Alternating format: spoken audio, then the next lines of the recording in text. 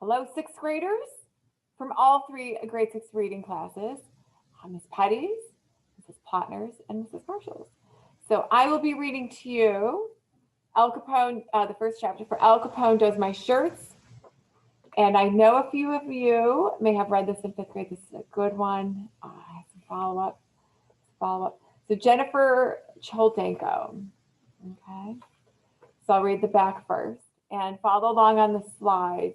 I do have images for each of the pages in there.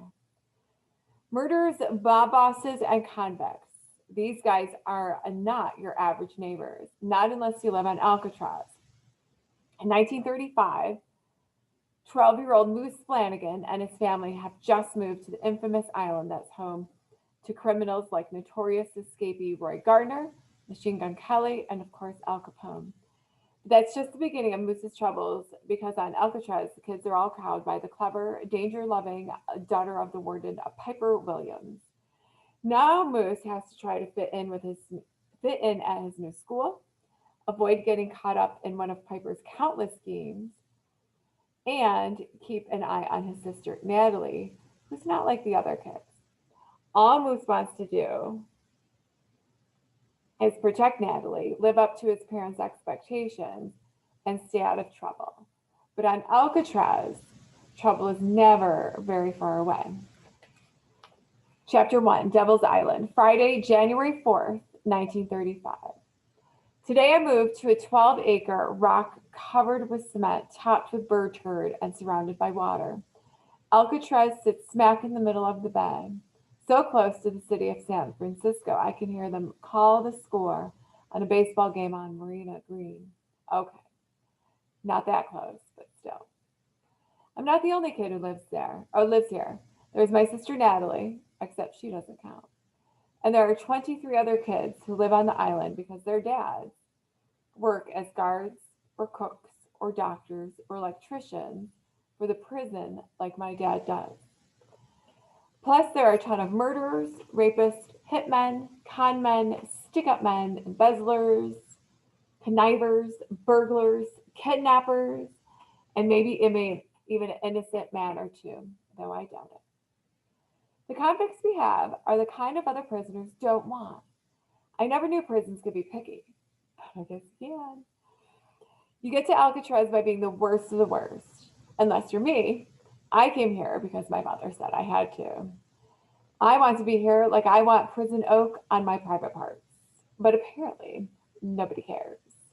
Because now I'm Moose Flanagan, Alcatraz Island boy. Also, my sister can go to the Esther P. Marinoff School, where kids have macaroni salad in their hair and wear their clothes inside out, and there isn't a chalkboard or a book in sight. Not that I, not that I've ever been to the Esther P. Marinoff, but all of Natalie's schools are like this. I peek out the front window of our new apartment and look up to see a little glass room lit bright in the dark night. This is the dock guard tower, a popcorn stand on stilts where somebody's dad sits with enough firepower to blow us all to smithereens. The only guns on the island are up high in the towers or the catwalks, because one flick of the wrist and a gun carried by a guard is a gun carried by a criminal. The keys to all the boats are kept up there for the same reason. They even have a crapper in each tower, so the guards don't have to come down to take a leak. Besides the guard tower, there's water all around, black and shiny like tar. A full moon cuts a white path across the bay while the wind blows, making something creak and a buoy clang in the distance. My dad is out there too. He has guard duty in another tower somewhere on the island. My dad's an electrician, for Pete's sake. What's he doing playing prison guard?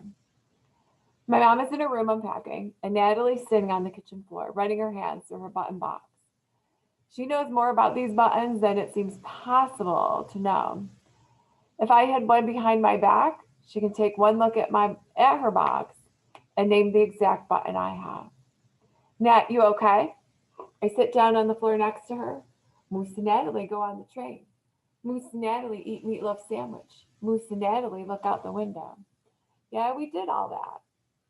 And now we're here with some swell fellows like Al Capone and Machine Gun Kelly. Natalie Flanagan's whole family. Well, wouldn't exactly say their family.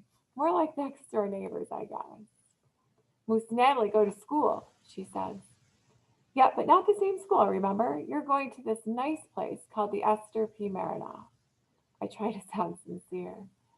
Nice place, she repeats, stacking one button on top of another.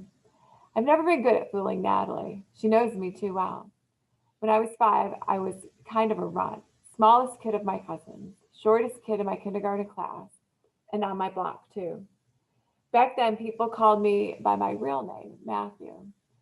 Natalie was the first person to call me Moose. I swear it started growing to fit the name that very day. Now I'm 5'11" and a half inches, as tall as my mom and a good 2 inches taller than my dad.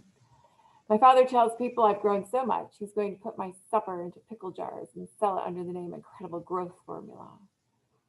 I think about going in my room now, but it smells like the inside of an old lunch bag in there. My bed's a squeaky old army cop. When I sit down, it sounds like dozens of mice are dying an ugly death.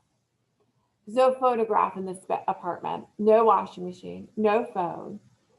There's a radio cabinet, but someone yanked the workings out. Who got at the radio anyway? They don't like criminals in here, do they? So I'm a little jumpy, and anybody would be. Even the silence here is strange. It's quiet, like something you can't hear is happening. I think about telling my best friend Pete about this place. It's the Devil's Island. Dun, dun, dun. Pete would say in a deep, spooky voice, like they do on the radio, Devil's Island. Dun, dun, dun. I whisper just like Pete, but without him, it doesn't seem funny. Not funny at all. Okay, that's it. I'm sleeping with my clothes on. Who wants to face a convicted felon in your pajamas?